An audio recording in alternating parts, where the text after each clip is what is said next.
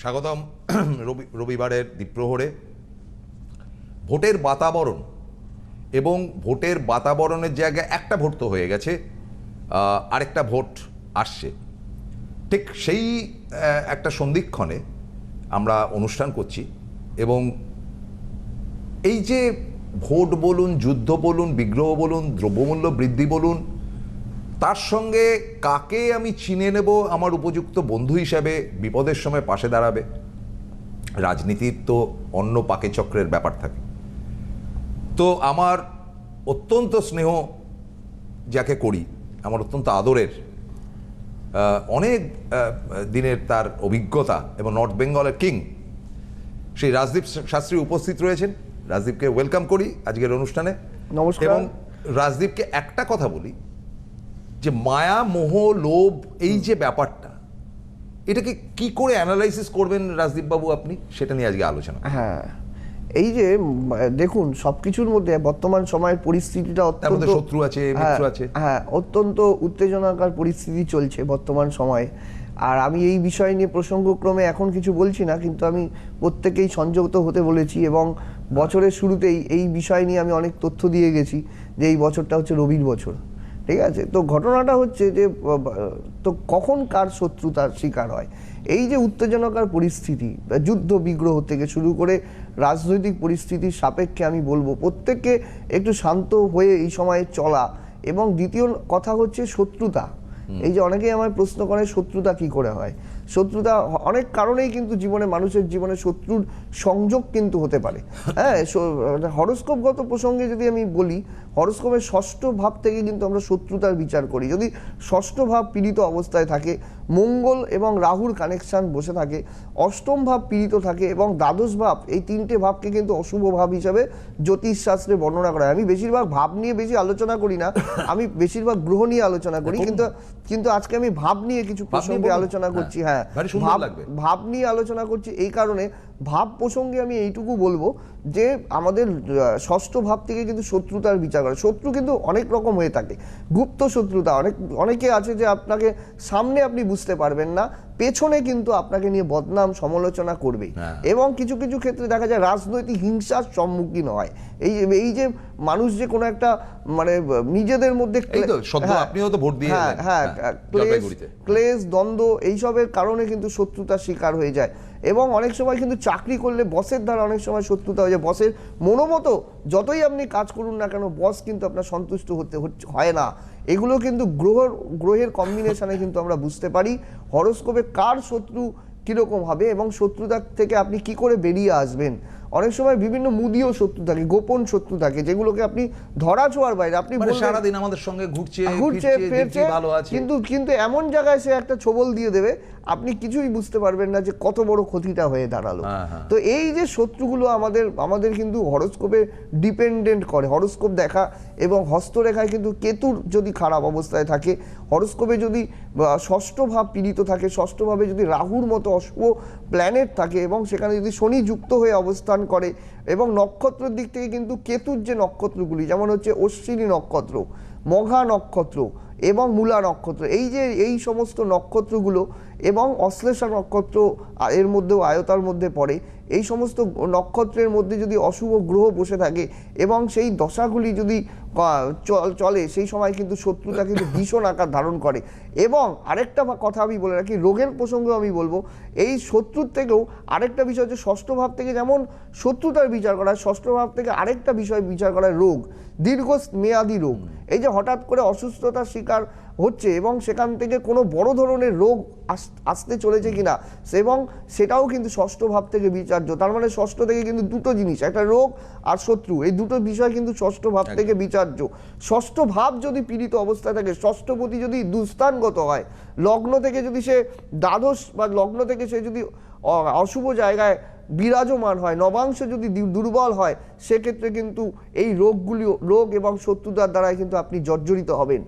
তখন কিন্তু দেখা যায় যে একটা বিভৎস পরিস্থিতি কিন্তু তৈরি হয়। এগুলো কিন্তু জানা জরুরি, আগের থেকে জানা। অনেকে বলেন যে আমি এই করছি ওই করছি, কিন্তু আদতে কি সঠিক কাজ করছেন কি আগে জানতে হবে আপনার হরোস্কোপ কি বলছে। আমি সবসময় বলি হরোস্কোপকে কিন্তু প্রাধান্য দেওয়া। হস্তরেখা, যাদের ডেট অফ বার্থ নেই তাদের কিন্তু আমি বলি হস্তরেখার মাধ্যমে, অনেকেরই কিন্তু ডেট অফ বার্থ প্রচুর লোকের এবার নেই। হয়তো দেখলেন এই যে ভোট নিয়ে এসআইআর হলো, হয় এটার মিস্টেক নইলে ওটার মিস্টেক, তো এখন এই যে ঘটনাগুলো ঘটলো সেখানে হয়তো হরোস্কোপের জায়গায় আপনি করতেই পারছেন না, তার ডেট অফ বার্থ নেই বলে। হ্যাঁ, এইটা হচ্ছে আমার কাছে এই অনলাইনে আমি বলি যাদের ডেট অফ বার্থ যাদের আছে তারাই একমাত্র ফোন করেন আমার এখানে। কিন্তু চেম্বারে যদি আপনারা আসেন এবং দু হাতের যদি ছবি এবং ফেসের ছবি, মুখমণ্ডলের ছবি যদি কেউ আমাকে পাঠিয়ে দেয়, তার দ্বারা মুহূর্ত গণনা, আমাদের শ্বাস ওরারি, আমাদের যে সামুদ্রিক শাস্ত্র, এই সমস্ত অনেকে জানেই না, এগুলো নিয়ে পড়াশোনা করতে হয়। আমি দিনরাত যে পড়াশোনা করি, দিনরাত যে পরিশ্রম করি, মানুষের জন্য যে এতটা গভীরে গিয়ে চিন্তা ভাবনা করি, তার জন্য সামুদ্রিক শাস্ত্র, আমাদের যে শ্বাস ওরারি রয়েছে, শ্বাস ওরারির দ্বারা কিন্তু বোঝা যায় যে তার কীরকম পরিস্থিতি দাঁড়াচ্ছে এবং তার প্রশ্নটা কি রয়েছে, মুহূর্ত গণনা রয়েছে, হোরারি চক্র রয়েছে। আপনি যখন আসছেন আমার চেম্বারে কোনো একটা প্রশ্ন নিয়ে আসছেন, যেই প্রশ্নটা নিয়ে আমার কাছে আসছেন সেই প্রশ্নের উত্তর কি হবে আপনার, সেটা হচ্ছে কেপি অ্যাস্ট্রোলজির মাধ্যমে তার হচ্ছে তার ডিগ্রিগত দিক থেকে দেখে সেখান থেকে কিন্তু বিচারের কিন্তু ব্যবস্থা রয়েছে। তখন কিন্তু তার সঠিক উত্তরটা, অনেকে আমায় প্রশ্ন করেন আপনি এই কথা বললেন কি করে, আপনি কি করে জানলেন, আপনি তো মানে আমার এরকম প্রচুর হয়েছে, আসানসোল, দুর্গাপুর, প্রচুর জায়গায়, মানে এখন তো দেখছি অনেকে আমার শিষ্য পর্যন্ত হয়ে যাচ্ছে। আমি বলছি আমি গুরু পর্যায়ে যেতে চাই না, কিন্তু আমি মানে বলছি যে মানুষের এই শাস্ত্রের মধ্যে যে গভীরতাটা আছে, এই গভীরতাটা মানুষের সামনে আমি তুলে ধরতে এসেছি। তো এইভাবে কি করে আপনি বললেন, এই ঘটনাটা আপনি কি করে জানলেন? আপনি তো আমার বাড়ির কাছে থাকেন না, আপনি তো অনেক দূরে থাকেন, কোনোদিনও তো আমার বাড়িতে আপনি আসেননি, তাহলে এই সব ঘটনাগুলো আপনি কি করে বলতে পারছেন? এই প্রশ্নগুলো বারংবার ওপার থেকে যখন আমার কাছে আসে, তখন কিন্তু আমি মানুষকে বলে দিই যে এই কানেকশানগুলো জানার জন্যই কিন্তু আমার এই খোঁজ, এই যে শাস্ত্রটা, এই জ্যোতিষশাস্ত্র হচ্ছে বেদের চক্ষু। জ্যোতিষশাস্ত্র কিন্তু আমি তৈরি করিনি, এটা 5,500 6,000 বছরের পুরনো শাস্ত্র। এত বছর ধরে চলে আসা এই শাস্ত্র যে যত অধ্যয়ন করবে, যার মধ্যে এই শাস্ত্রের সম্বন্ধে সম্যক জ্ঞান ধারণা থাকবে, সেই কিন্তু এই শাস্ত্রকে নিয়ে এগিয়ে চলতে পারবে। তার কাণ্ডারি হিসাবে, প্রতীক হিসাবে কিন্তু আমি লাগাতার আপনাদের জন্য কাজ করে চলেছি, যাতে আপনারা এখান থেকে সুফল পান। আপনারা জানতে পারেন পৃথিবীতে এমন কোনো শাস্ত্র নেই যে আপনার ভবিষ্যৎ সম্পর্কে বলতে পারে, একমাত্র জ্যোতিষশাস্ত্র ছাড়া। জ্যোতিষশাস্ত্রই কিন্তু আপনাকে এই ভবিষ্যৎ সম্পর্কে একটা আভাস দিতে পারে। পৃথিবীতে আর কোনো শাস্ত্র নেই যে আপনাকে খানিক হলেও যে আপনার ভবিষ্যৎ সম্বন্ধে কিছু না কিছু জ্ঞান দেবে। জ্যোতিষশাস্ত্রের মধ্যেই সেই বিষয়টা রয়েছে।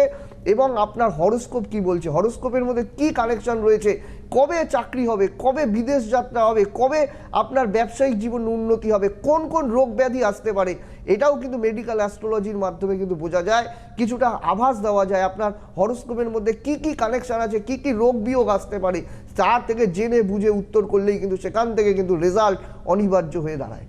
চমৎকার বলছেন। এবং আমি এই সঙ্গে আপনাকে আরেকটা মানে মোক্ষম প্রশ্ন যেটা করতে চাই, যে আপনি বলছেন যে মানুষ বুঝে তার সঙ্গে মেশো। এবার কথাটা হচ্ছে যে আমি তো তার হরোস্কোপ বুঝতে পারছি না। আমি একটা লোকের সঙ্গে বিজনেস করব, তার ব্যবহার খুব ভালো, চমৎকার, পয়সা আছে, কড়ি আছে, এটাই তো ঘটনা। এবার ঘটনাটা হচ্ছে সেখানে আমাকে রাজদীপ শাস্ত্রী বললেন যে প্রসন্দা আপনি কিন্তু লোক বুঝে চলবেন। দেখুন এখানে ওই লোকটার তো হরোস্কোপ আমি জানি না, বা তাকে বলা যাবে না ভাই তোমার হরোস্কোপ দাও, আমি রাজদীপ শাস্ত্রীকে দেখিয়ে আনছি। এটা কি পসিবল যে আমি কোনো ব্যবসা করতে যাওয়ার আগে বা কোনো একটা শুভ মুহূর্তে যাওয়ার আগে এটা যদি রাজদীপ শাস্ত্রীর কাছে যাই যে আমার ভবিষ্যতে কি আছে, তাহলে আমি লোক চিনতে পারবো? এটা কি আপনি পারবেন? হ্যাঁ, এটাও কিন্তু আমি বলছি একজন মিডিয়া সাংবাদিক আমার কাছে এলেন, তিনি একটা বিজনেসের সাথেও যুক্ত সাইডে। আচ্ছা। তাকে আমি কিছুদিন আগেই প্রেডিকশন করেছিলাম, কিছুদিন বলতে কিছু মাস আগে তাকে প্রেডিকশন করেছিলাম যে তার তিনি যার পার্টনারের সাথে তিনি সংযোগ করছেন, মানে ব্যবসাটা দাঁড় করাতে চাইছেন, সেটা কিন্তু তার হবে না। সেই কথা শুনে আমার উপরে চট করে তিনি কিন্তু রেগে গেলেন। এরকম প্রচুর ভুড়ি উদাহরণ, মানুষ আমার উপরে রেগে যায়, কিন্তু সত্য কথা আমাকে বলতে হবে। আপনার যেমন একটা ডাক্তার আপনাকে বলে দেবে আপনার কি আছে, সেটা লুকিয়ে তো লাভ নেই। যখন আমি তাকে বললাম, তার মুখোশটা আমি তার সামনে তুলে ধরলাম, তখন কিন্তু সে বিশ্বাস করতে পারলেন না। তারপরেই যখন সে সেখান থেকে প্রতারণার শিকার হলো, তারপর থেকে কিন্তু সে আমাকে বলছে আপনি কি করে বললেন। এটাই কিন্তু হরোস্কোপের ব্যাপার, এটাই কিন্তু বোঝা, যেটা আপনি দেখতে পাচ্ছেন না সেটাই কিন্তু একটা হরোস্কোপের মধ্যে সেই জায়গাটা কিন্তু ফুটে আসে। সেখান থেকে কিন্তু বলা যায় যে কে আপনাকে ধোঁকা দেবে, কে আপনাকে এগিয়ে নিয়ে যাবে। শুধু ধোঁকা কেন, কেউ আপনাকে জীবনের চরম উন্নতিতে নিয়ে যেতে পারে। অনেক বন্ধু আছে আপনার জীবনে অনেক উন্নতি করাতে পারে, কিন্তু সেটা কিন্তু আপনার জানতে হবে বন্ধুটার হরোস্কোপ কেমন রয়েছে, সে কেমন রয়েছে। এটাই কিন্তু বোঝার কিন্তু একটা সময় কিন্তু আসে। তার আগেই কিন্তু এটার বিচার বিশ্লেষণ করে কিন্তু সেখান থেকে বোঝা জানা উচিত। আচ্ছা, এই বোঝা জানার জায়গা থেকে ব্যবসাপত্রের দিকটা তো দেখলেন, এডুকেশনের জায়গা, হ্যাঁ, কারণ আপনি তো পড়াশোনা নিয়ে ইয়ে করেন, এই মাধ্যমিক হয়ে গেছে, হায়ার সেকেন্ডারি হয়ে গেছে, সব রেজাল্টও বেরোবে, হ্যাঁ প্রচুর ভোটের রেজাল্টের পর হয়তো টুকটুক করে সব রেজাল্ট বেরোবে। হ্যাঁ, তো এখন ব্যাপারটা হচ্ছে যে এখানেও তো আমাকে ভাবতে হবে যে আমি কি বিষয় নিয়ে পড়াশুনো করব, কারণ আপনি যেটা সাবজেক্ট আজকে ধরেছেন, লোভ, মায়া, মমতা, সব কিছু। হ্যাঁ, তো এখানে আমার এমন একটা সাবজেক্ট আমাকে বাড়ির থেকে, মানে আমার বাবা চার্টার্ড অ্যাকাউন্টেন্ট, তার বাবা ছিলেন চার্টার্ড অ্যাকাউন্টেন্ট, আমার মোটেই কমার্স ব্যাপারটা ভালো লাগে না, কিন্তু যেহেতু বাবা পড়েছে বলে আমাকে জোর করে ঢুকিয়ে দেওয়া হলো। দেখা গেল আমি শেষ পর্যন্ত উলট পালট হয়ে গেল। এটা কিন্তু সবচেয়ে ভুল ডিসিশন। দেখুন, ডাক্তারের ছেলে তো ডাক্তার হবে না, ভালো অভিনেতা, তার ছেলে সিনেমা জগতে যারা রয়েছেন দেখবেন বাবা বিশাল নাম ডাক করেছে, কিন্তু তার ছেলে কিন্তু কিচ্ছু করতে পারেনি জীবনে। তার ছেলের সব বই ফ্লপ। হ্যাঁ, সেই কোনো একটা বিষয়, একটা সিরিয়াল পর্যন্ত তার ভালো করে হিট করতে পারেনি। এই ঘটনাটা কিন্তু বাবা মারা অনেক সময় চাপিয়ে দেয়, তুমি সায়েন্স নিয়েই পড়ো, আমরা চাইছি তুমি ডাক্তার হও আর তুমি মেডিকেল লাইনে যাও। এইটা কিন্তু উচিত নয়। তার হরোস্কোপ কি বলছে, এই যে চাপটা দিচ্ছেন ভবিষ্যতে কিন্তু সেই জায়গাটা দাঁড়াবে না। অনেক বাবা মার চাপে হয়তো ছেলেটা কিছু দূর এগোলো, কিন্তু সেখানে যদি তার হরোস্কোপ পারমিট না করে সে কিন্তু পিছিয়ে যাবে, সে কিন্তু সেই লাইন থেকে বিচ্ছিন্ন হয়ে যাবে। তারপরে কিন্তু আপনারাই বলবেন যে সেই জায়গাটা কিন্তু এইরকম কেন হলো। তো ঘটনাটা হচ্ছে যে জানতে হবে আগে হরোস্কোপে কি বলছে, হরোস্কোপে কোন দিকটা ইন্ডিকেট করছে, সায়েন্স নিয়ে পড়বে না আর্টস নিয়ে পড়বে, ভবিষ্যতে কেরিয়ারে কোন দিকে যাবে, বিদেশে সাকসেস আছে কিনা, এবং অ্যাব্রোডে গিয়ে সে বড় জায়গায় দাঁড়াবে কিনা, এবং সে কোনো প্রফেশনাল কোনো কোর্স করবে কিনা, এবং এই প্রচুর কিছু এখানে আছে। তো সাবজেক্টগুলো আছে, কেউ রেলের পরীক্ষা দেবে কিনা, কেউ আবার আরপিএফ বা পুলিশি সেক্টরে বা অ্যাডমিনিস্ট্রেটিভ লাইনে যাবে কিনা, এগুলো সব কিন্তু হরোস্কোপ ডিপেন্ডেন্ট। হরোস্কোপে যদি থাকে তাহলে কিন্তু সেই দিকটা কিন্তু গেলে কিন্তু সাকসেস। এবং সেই অনেকের এই বছর আমার প্রচুর লোক যাদের এবছর প্রচুর নার্সে নিয়োগ হয়েছে, এবং যারা নার্সে নিয়োগ হয়েছে এরকম আমি প্রচুর মেয়েরা এসছে, তাদের আমি বলে দিয়েছি বাবা মাকে যে এই সময় তারা কিন্তু নার্সিং করবে। তার প্রচুর, আমি কোচবিহারে যাই, লোকে খাবার নিয়ে আসে, মিষ্টি নিয়ে আসে, এবং হচ্ছে পোশাক আশাক সমস্ত কিছু, আমার পাঞ্জাবি অনেকেই কিন্তু নিয়ে আসে, আমি দেখি। কারণ উত্তরবঙ্গে যেখানেই যাই মানুষের ভালোবাসা, উত্তরবঙ্গে আপনি সাংঘাতিক ভালোবাসা পাই। এবং সেটা আপনার গঙ্গারামপুরে যাই, গঙ্গারামপুরের অচিন্ত, সে আমাকে, তার অনেক কাজ করেছি, সে গিয়ে সেদিন দই নিয়ে এসেছে। তো এরকম বিভিন্ন জায়গায় যখন যাই মানুষের সাথে সংযোগ, মানুষ বলে জ্যোতিষকে আমার কাছে কেন আসে মানুষ, আমি বলছি মানুষ হচ্ছে, আমার ফোন 24 ঘন্টা খোলা থাকে, আমার ফোন আমি নিজে তুলি। এবং আরেকটা কথা হচ্ছে, রাত 2টোর সময় মানুষ ফোন করুক বা বৃষ্টি ভেজা রাতে যদি ফোন করে কোনো প্রয়োজনে, যদি আমি ফোন না তুলি, তার তো কোনো মানসিক কষ্ট নিয়ে আমাকে ফোন করতে পারে, কিন্তু আমার ফোনটা আমি সব সময় তোলার চেষ্টা করি। সে আমি যেখানেই যত ব্যস্ততায় থাকি না কেন, হয়তো আমি বলে দেবো যে এই সময় আমি পারছি না, হয়তো আমি স্নান করছি বা কিছু, সেই সময়টা বাদ দিয়ে বাকি সময় কিন্তু প্রত্যেকের ফোন কিন্তু আমি তুলি। এই জন্যই কিন্তু মানুষের ভরসার জায়গায় কিন্তু আমি চলে এসেছি, এবং মানুষের কাজগুলো কিন্তু আমি কিন্তু করি।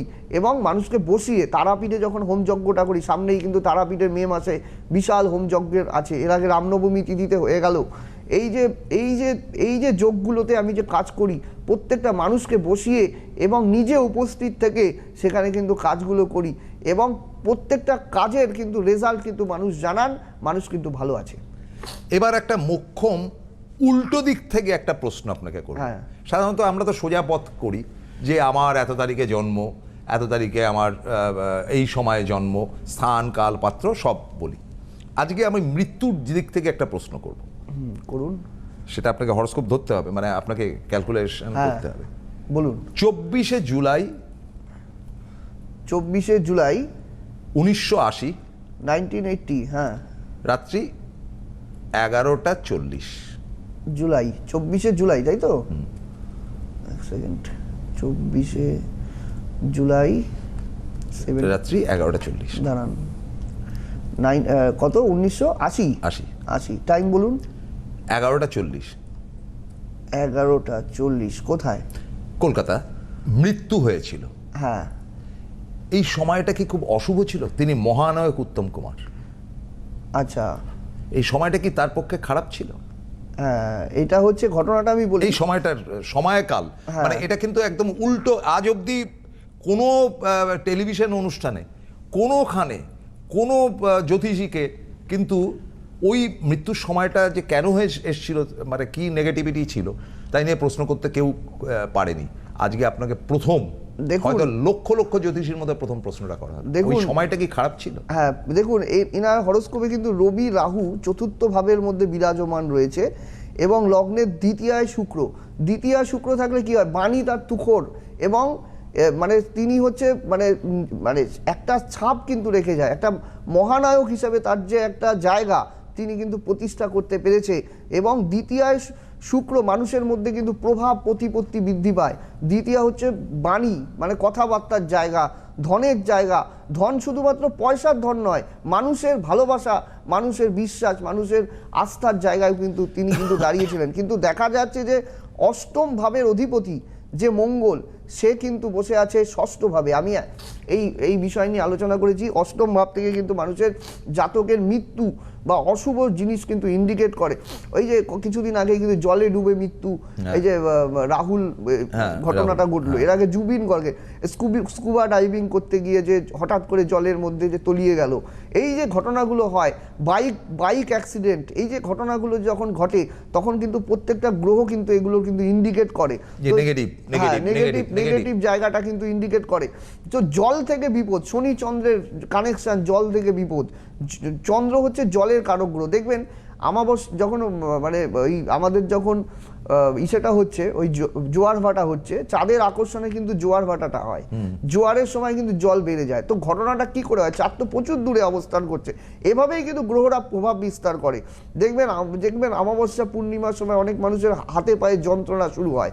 তো ঘটনাটা হচ্ছে যে এই যে আকর্ষণটা, জলের আকর্ষণ, আমাদের শরীরের উপরে যে প্রভাব, এই ঘটনাই কিন্তু যেমন জলের উপরে হয় আমাদের শরীরের মধ্যেও হয়। তো দেখুন জলটা কি করে আকর্ষণ করছে, বৈজ্ঞানিক চিন্তা ভাবনা থেকে ভাবতে হবে। জ্যোতিষ কিন্তু যুক্তিবিজ্ঞান, জ্যোতিষে আমি বিশ্বাসী এবং এই যুক্তিবিজ্ঞান জ্যোতিষের উপরে কাজ করি বলেই আজকে কিন্তু মানুষের সমস্ত বিষয় কিন্তু আমি মানুষকে তুলে ধরতে পারি, সেটা লাইভে বলুন এবং সামনেই বলুন। তো ঘটনাটা হচ্ছে যে হরোস্কোপের মধ্যে সেই জায়গাটা ইন্ডিকেট করে যে তার মৃত্যু কবে হবে বা তার আমরা সাধারণত রাজদীপ বাবু, আমরা তো কারো মৃত্যু ক্যালকুলেশন, যেহেতু তিনি মারা গেছেন বলে আজকে আমরা ক্যালকুলেশন ওই সময়টা খারাপ ছিল। আর যে প্রচন্ড প্রতিভাবান, কিন্তু ওই সময়টা তার খারাপ ছিল, ওই সময়টা তার প্রচন্ড খারাপ ছিল। দ্বিতীয় নম্বর কথা হচ্ছে জন্ম নিলে তো একদিন না একদিন মানুষকে চলে যেতেই হবে, প্রত্যেকটা মানুষ চলে যাবে, এটা তো চিরন্তন সত্য। কিন্তু ঘটনাটা হচ্ছে যে অনেক সময় অকাল প্রয়াণ ঘটে। হ্যাঁ, অকাল প্রয়াণটা কিন্তু ঘটনাটা হচ্ছে অকাল প্রয়াণের ক্ষেত্রে কিন্তু কিছু কিছু বিচার্য প্রয়োজন। দেখবেন এই যে করোনা কালে প্রচুর লোক অকাল প্রয়াণ ঘটেছে, তারা কিন্তু মানে চলে গেছেন। হ্যাঁ, এই ঘটনাটা কিন্তু ঘটে।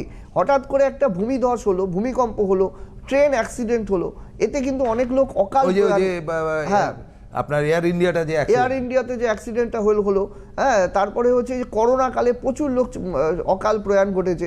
তো অকাল প্রয়াণটাও কিন্তু হরোস্কোপে বিচার্য। এই যে দশাটা, অনেক সময় কিন্তু আমরা যে ডিওপি, দশা অন্তর্দশা প্রত্যন্তর দশা, আমি কিন্তু যখন একটা কুষ্টি করি না, কুষ্টির সময় লিখে দিই যে এই সময়টা আপনার কিন্তু অশুভ সময়, মানে ফাড়া যোগ, যেটা বলুন না কেন, অশুভ সময়। এই অশুভ সময় বা অশুভ কালখণ্ডে দাঁড়িয়ে আপনার হরোস্কোপে যদি সেই জায়গাটা, কিন্তু আমি একটা কথা বলবো, একটা হরোস্কোপে কিন্তু সেই অশুভ জায়গাটা পার করে গেলে কিন্তু অনেক সময় লং আয়ু কিন্তু তার ঘটে, লংজিভিটিটা কিন্তু থাকে ভালো। কিন্তু অকাল প্রয়াণটা যদি হরোস্কোপে ঘটে, সেক্ষেত্রে কিন্তু মানুষের জীবনে কিন্তু সেই জায়গাটা কাটানোর প্রয়োজনীয়তা আছে, না হলে কিন্তু সেই সময়টা অতিক্রম করা কিন্তু দুঃসাধ্য হয়ে দাঁড়ায়। এটা কিন্তু আমার পরীক্ষিত এবং প্রমাণিত। সবশেষ যেই জায়গাটা ধরবো, হাতে সময়টা আপনি আজকে খুব বিউটিফুল করলেন, আজকে একটা বিরাট হরস্কোপ নিয়ে আলোচনা করলেন, নেগেটিভ হরস্কোপ। হ্যাঁ, নেগেটিভ। মানে আমরা জন্মটা ধরলাম না, মৃত্যুটা কেন হয়েছিল তার একটা লজিক আপনি স্ট্যান্ড করেন, অ্যাস্ট্রোলজিক্যাল লজিক। আর সেটাও তো ঘটনা, সেগুলো তো জানতে হবে। এই সময় শেয়ার মার্কেট, এই সময় কোনো জায়গায় ইনভেস্ট করা, জমি কেনা, কেনা, কারণ বৈশাখ মাস চলছে, তো এইটা একটা টেন্ডেন্সি থাকে। তো আপনি কি মনে করেন যে এই সময়টা যুদ্ধ বিগ্রহ, ভোট ইত্যাদি, জ্বালানি সংকট দাঁড়িয়েছে, জ্বালানি সংকট নিয়ে মধ্যবিত্তদের হেসেলে আঘাত হেনেছে। হ্যাঁ, বর্তমান সময় কিন্তু মানে জ্বালানি নিয়ে কিন্তু প্রচন্ড কিন্তু একটা ক্রাইসিস সময় চলছে। দেখবেন শেয়ার মার্কেটও কিন্তু ধস নেমেছে। যারা ইনভেস্টমেন্ট করেন, নিত্যদিন ইনভেস্টমেন্ট করেন, এসআইপি করেন, সামান্য একটা এসআইপির থেকে বলছি, যারা এসআইপি করছেন, যারা মিউচুয়াল ফান্ডে ইনভেস্ট করছেন, দেখবেন সেই জায়গাটা কিন্তু ধস নেমেছে। লাভবান কিন্তু হচ্ছে না, বিগত 2-3 মাস থেকে কিন্তু চলছে এরকম। লাভবানের জায়গা কিন্তু খুবই কম। তো ঘটনাটা হচ্ছে যে ইনভেস্টমেন্টের ক্ষেত্রে কিন্তু এই জায়গাটা কিন্তু সতর্ক থাকার কিন্তু প্রয়োজন আছে।